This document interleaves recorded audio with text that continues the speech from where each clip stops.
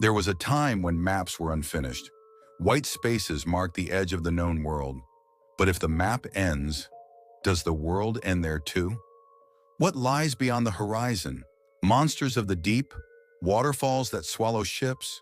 Or simply an unknown truth? 16th century Europe.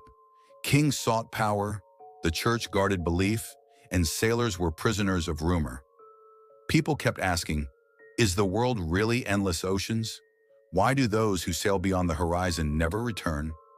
Do they disappear, or do they change the world? Who would dare to answer these questions?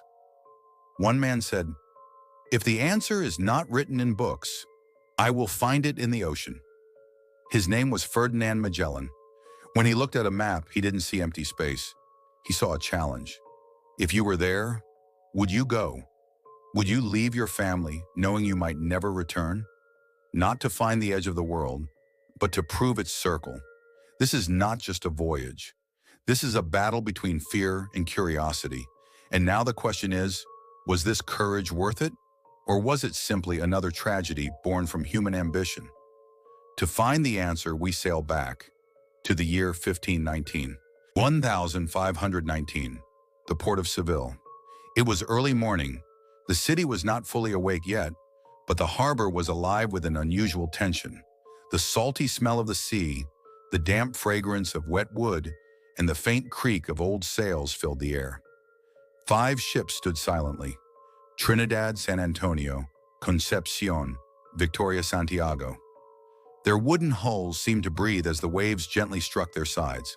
These ships were not just wood and canvas. They were the doorway to a world full of unanswered questions.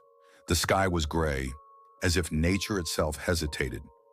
In the eyes of the sailors, you could read 2 things: fear, wonder. Some prayed. Some stared at the sea with furrowed brows. Some simply remained silent, because everyone knew this journey did not promise a return. Some had come for pay, some for adventure, and some to carve their names into history. Magellan stepped onto the deck with calm, steady steps. He was not a man of loud speeches. His strength was not in words, but in decisions. He looked at his crew. Today we leave Europe, he said. His voice was not loud, but it was deep. I cannot promise that we will return, but I can promise this: we will go where the map ends. A gentle wind rose.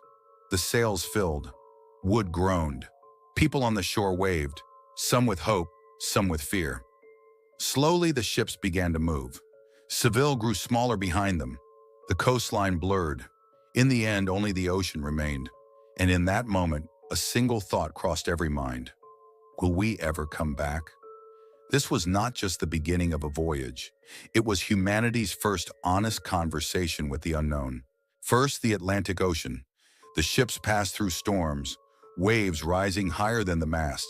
The timbers groaned, ropes snapped, but their will did not break. Months went by. Questions for the captain began to grow.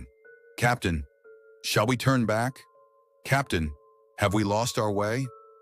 Magellan did not answer. He only watched the horizon, because on that horizon stood the doorway of history. They sailed south. The winds turned colder, the waters darker, and the coast more unfamiliar. One day land appeared. Jagged mountains, icy air, narrow channels of twisting water. No map showed this place. No name marked it. The sailors whispered, if we enter, can we ever leave? What if these waters swallow the ships? But Magellan gave a single order: we go through. For weeks they fought currents and hidden rocks. Storms broke without warning. A ship deserted. Another almost shattered on the cliffs. Yet they kept going. And then suddenly, the sea opened wide before them. They had crossed the unnamed strait. The world would later give it a name: the Strait of Magellan. The Pacific Ocean. Its name meant peaceful. But what stood before them was not peace, it was a trial. The ships entered a vast, unknown blue emptiness. Here the winds could suddenly disappear, and the waves seemed to fall asleep. At first the sailors rejoiced. There are no storms, no towering waves, no danger. But as time passed, they understood something. Sometimes silence is more dangerous than any storm. When the wind died, the ship stood still. The sails hung loose. The sea was as flat as glass. The sun burned above them day after day, the sky cloudless, merciless. The men standing on deck could find no shade. It felt as if the sun had come closer to the earth. Their water supplies began to shrink. Barrels turned sour. The taste became foul and bitter. Food rotted. Insects crawled into the flour sacks. One sailor wrote in his journal, "We began to value rat meat like precious food." Later, another line, "We boiled leather straps and ate them because there was nothing else left." Scurvy, the silent terror of sailors, appeared. Gums swelled. Teeth began to fall out. Muscles weakened. Wounds refused to heal. Some could barely stand. Some could no longer speak. And everyone wondered, is this ocean truly peaceful? Or is this the silence of death? Night brought a different kind of fear. The sky opened with endless stars, and it felt as if the sea and heavens had merged. The sailors lost their sense of direction. Where was water? Where was sky? It became impossible to tell. Some whispered, "We are sailing to the end of the world. Maybe there is no road back anymore." Magellan said nothing. He stared at the line where sea and sky met. To him, the horizon was not an enemy. It was a doorway. Windless days turned into weeks. One sailor spoke, "Captain, it is not the sea that is swallowing us. It is time."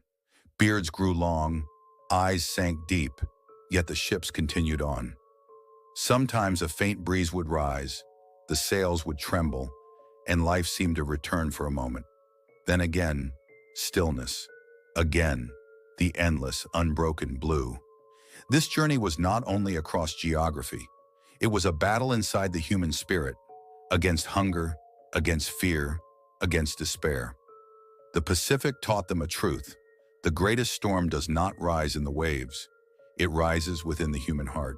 And then one day, after long, merciless months, a thin line of land appeared on the horizon.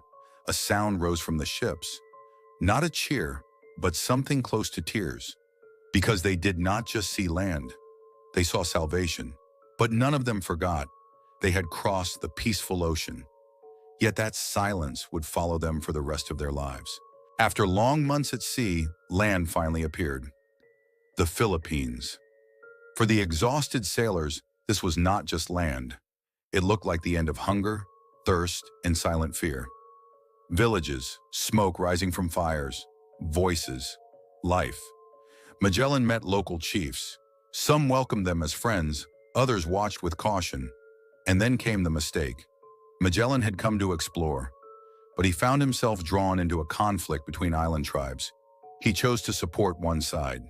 That choice sealed his fate. At dawn, the battle began. The sailors who stood on the shore never forgot the sight. Spears filled the air, arrows fell like rain, waves mixed with blood. Magellan did not retreat. He had always led from the front, and this time was no different. He shouted to his men, "Not back, forward!" But the sand was deep, his armor was heavy, and the enemy was many. An arrow struck his shoulder, another hit his leg. He fell, then stood again. Another blow, another arrow. Around him, his men cried out, "Protect the captain! Retreat!" But it was already too late. Magellan looked at the sea one last time, the same ocean that had carried his dream into reality, and he fell. The man who dreamed of circling the world did not die at the edge of the earth. He died on a shore. His body never returned, but his idea did, because the journey did not end. The ships sailed on. After his death, the crew said, "The captain is gone, but the world is not yet complete." Command was taken by another captain, Juan Sebastian Elcano. Only one ship remained, Victoria. The crew was smaller, exhausted, but one sentence kept everyone standing. "We will not turn back. We will finish the world." They sailed past the southern coast of Africa and once again entered the Atlantic Ocean. The port of Seville. Only 18 men returned. After hundreds of lost companions, after storms, hunger, death, and mutiny, they wrote one sentence into history: "We have circled the world." For the first time, humanity felt the true size of its planet. Maps changed. Thoughts changed. Nothing was ever the same again. Sometimes what is discovered is not sea or land. Sometimes what is discovered is the human self. The world was round, but this voyage proved that courage is limitless.